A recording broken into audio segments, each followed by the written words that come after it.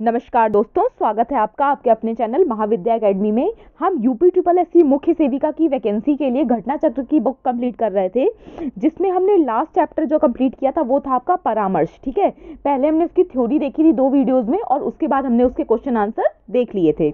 आज हम जो नया चैप्टर स्टार्ट करने जा रहे हैं वो है विवाह, परिवार, जाति, लिंग की समानता, धर्म और भाषाएं। ठीक है, ये आपका टॉपिक नंबर 2 है। चलिए ये चैप्टर देख लेते हैं। देखिए, पहली बात, विवाह क्या है। विवाह की लोकप्रिय अवधारणा यह है कि यह पुरुष और स्त्री का मिलाप है। विवाह के बारे में एक अन्य विचार यह है कि यह भूमिकाओं की एक व्यवस्था है और इसमें आरंभिक संबंध स्थापित होते हैं। हिंदू संकल्पना यह है कि यह एक संस्कार अथवा धर्म है। ये बात किसके बारे में बताई गई है? विवाह के बारे में।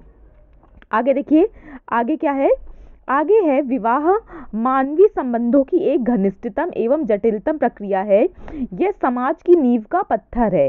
इसमें सामाजिक वैधता शामिल है। क्या शामिल है इसमें? सामाजिक वैधता शामिल है, जो सामान्यतया नागरिक या धार्मिक अनुष्ठान के रूप में होती है। किस रूप में होती है सामाजिक वैधता? नागरिक या धार्मिक अनुष्ठान के रूप में, जो विपरीत लिंग वाले 2 व्यक्तियों को यौन क्रियाओं में शामिल होने के लिए अधिकृत करता है। ठीक है, क्या? विवाह। आगे देखिए, आगे है, डॉक्टर राधाकृष्णन का मानना है कि विवाह केवल एक रिवाज ही नहीं है, अपितु मानव समाज की एक अंतर्निहित स्थिति है। यह एक प्रथा है जो प्यार की अभिव्यक्ति के लिए बनाई गई है। इसका उद्देश्य बच्चे पैदा करना और उनका पोषण करना ही नहीं है, अपितु साथी साहचर्य के लिए आवश्यकताएं पूरी करने के द्वारा पति और पत्नी के व्यक्तित्व को समृद्ध बनाना है, जिसमें प्रत्येक दूसरे के जीवन का पूरक है तथा दोनों पूर्णता प्राप्त कर सकें। ठीक है, ये क्या है? ये विवाह का उद्देश्य है। यानी कि जो 2 पार्टनर्स हैं वो क्या हों? एक दूसरे के जो जीवन है उसको कॉम्प्लीमेंट करें, एक दूसरे को आगे जीवन में प्रगति करने के लिए प्रोत्साहित करें। आगे देखिए, आगे है विवाह की संकल्पना। विवाह की संकल्पना में क्या है? पुरुष हो या स्त्री, प्रत्येक व्यक्ति को अपने जीवन में अनेक भूमिकाएं निभानी पड़ती हैं। निभाई जाने वाली विभिन्न भूमिकाओं में से 2 भूमिकाओं का जीवन में बहुत महत्व है। एक है आर्थिक भूमिका और दूसरी है वैवाहिक या पारिवारिक भूमिका। देखिए, आपसे पूछा सकता है कि व्यक्ति अपने जीवन में जो 2 सबसे महत्वपूर्ण भूमिका निभाता है वो कौन कौन सी हैं? तो एक है आपकी आर्थिक भूमिका और दूसरी है वैवाहिक या पारिवारिक भूमिका। ठीक है, देखिए आगे है, आर्थिक भूमिका जीवन की प्रमुख भूमिका है, क्योंकि इसके निर्वाह में व्यक्ति के जीवन का अच्छा खासा भाग लग जाता है। ठीक है, क्या है? आर्थिक भूमिका। दूसरा है आपका वैवाहिक भूमिका, भी व्यक्ति के जीवन में महत्वपूर्ण है, लेकिन दोनों भूमिकाओं में से वैवाहिक भूमिका आर्थिक भूमिका से अधिक महत्वपूर्ण है। अगर आपसे ये पूछा जाए कि वैवाहिक भूमिका और आर्थिक भूमिका में ज़्यादा महत्वपूर्ण कौन है, तो आर्थिक भूमिका। आपने बहुत सारे लोग ऐसे भी देखे होंगे कि जो बिना विवाह किए भी जीवित हैं, जो बिना विवाह किए भी रह रहे हैं, लेकिन आपने कोई भी व्यक्ति ऐसा नहीं देखा होगा जो बिना खाए पिए या जो बिना पैसों के बगैर जिंदा है। ठीक है, तो जो अर्थ की व्यवस्था की मतलब जो अर्थ है, यानी कि जो फाइनेंस है, इकोनॉमी है, ठीक है, उसकी जरूरत सबको होती है, क्योंकि आर्थिक भूमिका में द्वितीयक संबंध शामिल होते हैं, जबकि वैवाहिक भूमिका में वैयक्तिक या प्राथमिक संबंध शामिल होते हैं। ठीक है, आर्थिक भूमिका में कौन से संबंध शामिल है? आर्थिक भूमिका में द्वितीयक संबंध शामिल होते हैं और वैवाहिक या वैयक्तिक भूमिका में प्राथमिक संबंध शामिल होते हैं। आगे देखिए, आगे विवाह में बुनियादी संबंध के 2 महत्वपूर्ण कार्य हैं। एक संतुष्टिकरण की आवश्यकता तथा दूसरा सामाजिक नियंत्रण। यह व्यक्तियों की दैनिक यौन संतुष्टि, मनोवैज्ञानिक यानी कि प्यार और अपनापन, आर्थिक आवश्यकताएं जैसे रोटी, कपड़ा और मकान पूरी करता है, तथा नैतिकता और सिद्धांतों के मूलभूत स्रोत के रूप में भी कार्य करता है। किसके? नैतिकता और कर्तव्य के। जब एक साथी दूसरे के लिए कुछ कार्य करता है तो दूसरे का नैतिक दायित्व हो जाता है कि वह भी अपनी साथी का ध्यान रखे या उसकी बात सुने। देखिए, इसमें कुछ समझाने वाला ज़्यादा अभी तक है नहीं। ठीक है, जहाँ पर समझाने वाला होगा आपको समझाया जाएगा। ये एक नॉर्मल सिर्फ पॉइंट्स लिखे हुए हैं। देखिए, आगे है, समाजशास्त्री क्रूज के अनुसार, किसके अनुसार? क्रूज के अनुसार, विवाह विन्यास परिवार तथा प्रजनन परिवार के मध्य एक विभाजक रेखा है, जो दोनों स्थितियों में निभाई जाने वाली भूमिका की प्रकृति के अनुसार होती है। ये परिभाषा किसकी है? ये परिभाषा आपकी एक सोशियोलॉजिस्ट थे, क्रूज, उनकी, ठीक है।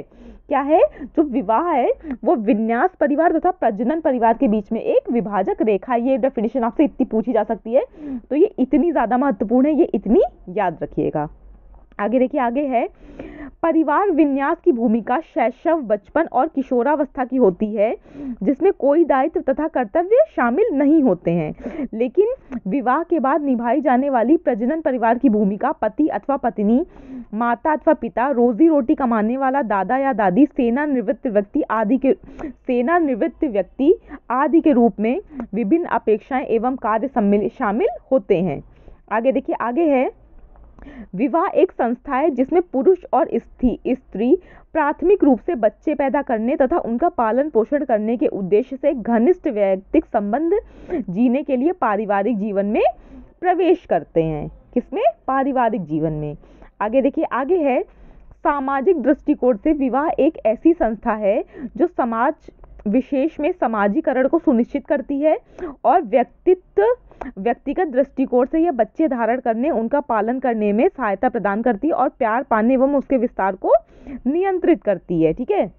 देखिए क्या है, आपसे एक लाइन यहाँ इंपॉर्टेंट थी क्या, हाँ ये देखिए, सामाजिक दृष्टिकोण से आपसे पूछा सकता है कि कौन सी जो संस्था है वो सामाजिक दृष्टिकोण से समाज विशेष में समाजीकरण को सुनिश्चित करती है, तो वो है आपकी विवाह संस्था, ठीक है। आगे देखिए, आगे है विवाह यौन संबंधों की सामाजिक वैधता है जो सार्वजनिक घोषणा के साथ आरंभ होती है, जिसमें स्थायित्व का भाव होता है। यह कमोबेश विवाह संविदा मानी जाती है जो पति पत्नी और उनके बच्चों के बीच परस्पर अधिकार और कर्तव्यों को निर्धारित करती है। ये चीजें आप सभी लोगों को पता होंगी, ठीक है, तो इसमें कुछ समझाने वाला खास है नहीं।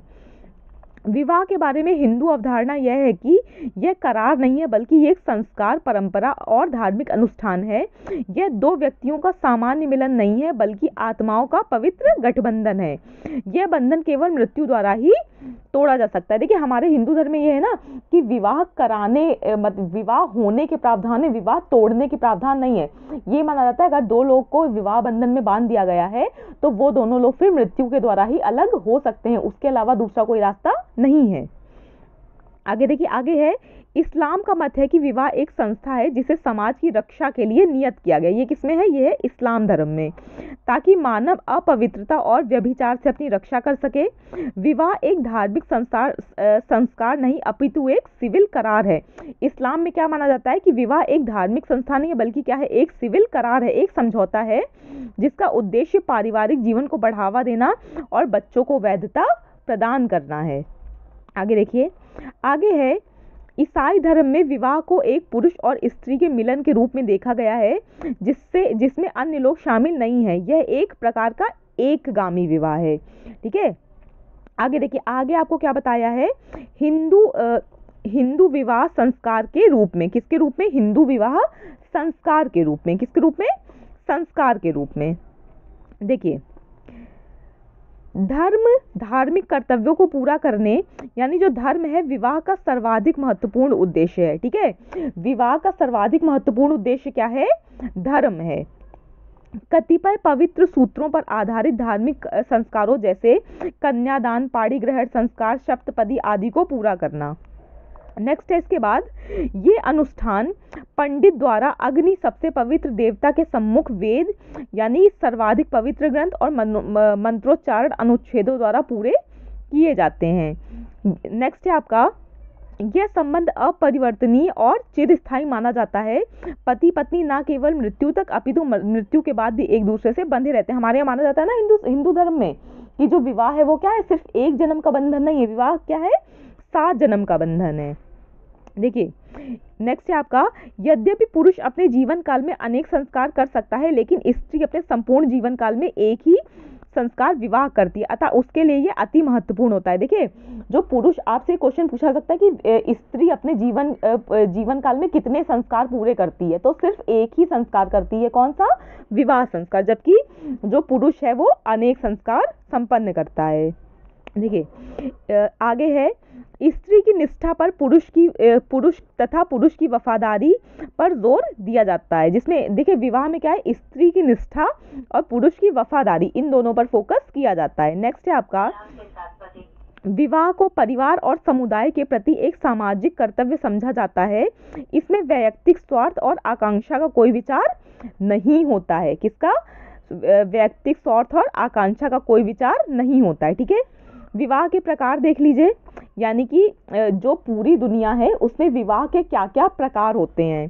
तो क्या क्या प्रकार हैं? विवाह के प्रकार क्या है? पहला है इसमें एकलगामी विवाह, यानी कि मोनोगैमी। ठीक है, मोनोगैमी देखिए क्या है, मोनोगैमी एकलगामी विवाह है। अधिकांश सभ्यताओं में एकलगामी विवाह ही विवाह का वैध रूप है। पुरुष एक स्त्री से विवाह करता है, इसी विवाह से बच्चे पैदा करता है तथा अपनी पत्नी के साथ सभी अनुष्ठान पूरे करता है। एकलगामी विवाह का लंबा इतिहास है।